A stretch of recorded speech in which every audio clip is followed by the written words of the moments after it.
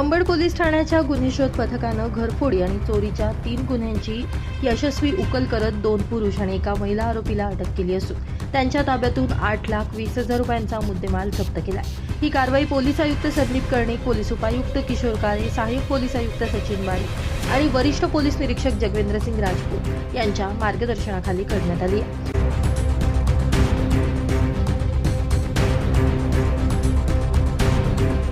कामठवाडी परिसरातील बंद घरफोडीच्या तपासादरम्यान मिळालेल्या गोपनीय माहितीनुसार राहुल धनराज बडगुजर याला इंद्रनगरी परिसरातून ताब्यात घेण्यात आलं.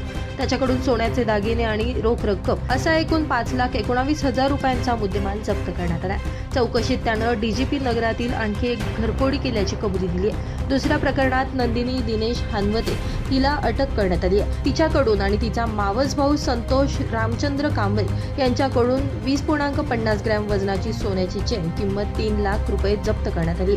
या कारवाईमुळे अंबड पोलीस ठाण्यातील 3 गुन्ह्यांची उकल झाली आहे. ही कामगिरी गुन्हे शोध पथकाचे पोलीस निरीक्षक विलास पडळकर, योगेश देसले, सुभाष ठुबे, समाधान शिंदे, मयूर पवार, उल्हास गांगुर्डे, सागर जाधव, अनिल गाडवे, फरीद इनामदार, तुषार मते, प्रवीण राठोड आणि वैभव एखंडे यांनी केली असून पुढील तपास योगेश देसले आणि दिनेश महाजन करत आहेत. ब्युरो रिपोर्ट, पंचनामा न्यूज, सिडको.